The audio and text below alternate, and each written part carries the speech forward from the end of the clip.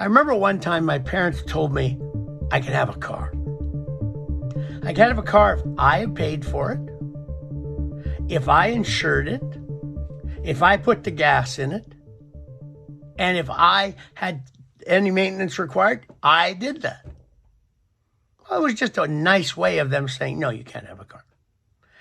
They put up so many hurdles that there was no way I could, working part-time at a fast food restaurant, afford the car on my own. So it was a good way for them to say no without appearing to be the bad guys. Well, we told you you could.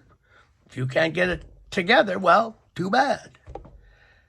Well, I think that's what's coming from Ottawa in the new memorandum of understanding between the federal government and the Alberta government over a West Coast pipeline.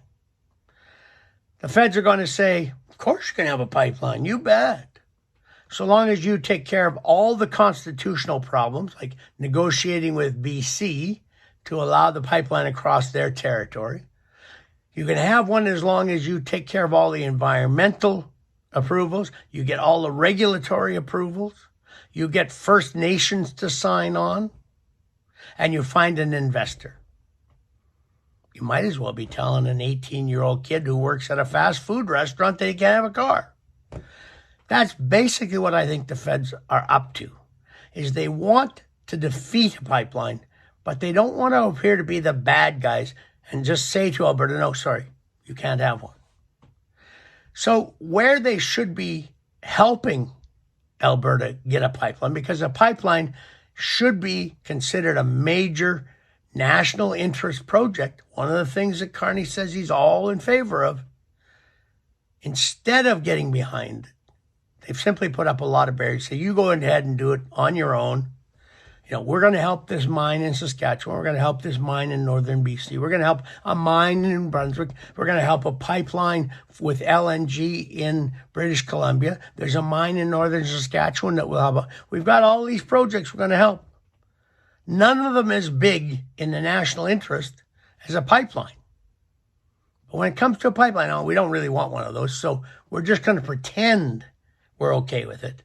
And we know that it'll take you 5 years, 6 years, and you'll run aground on all sorts of obstacles.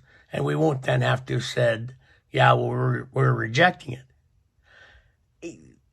That's not, I thought, what we were going to do when we were going to become an energy superpower. You notice that we're now no longer going to be an energy superpower.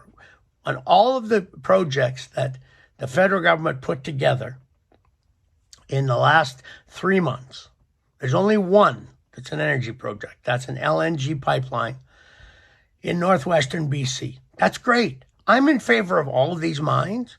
Let's develop the Ring of Fire in Ontario. Let's develop the copper mine in northern Saskatchewan. I think this is all fantastic. But on top of it, if you're going to really jumpstart your economy and create a lot more money for government revenues, you have to have a pipeline. Actually, you should have two.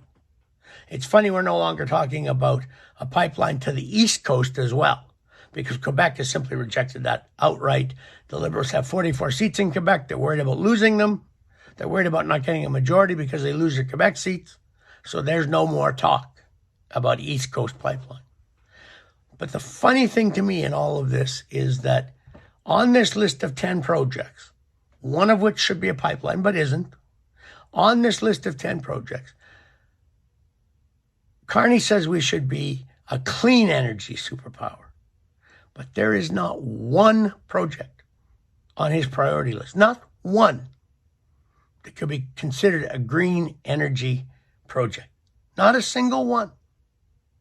And that's going to, in the end, thwart his efforts to boost the Canadian economy, to get it jump-started, to get it going. We are still a country that has too many preconditions, environmental, Indigenous, constitutional, to get anything major built. For Post Media, I'm Lorne Gunter.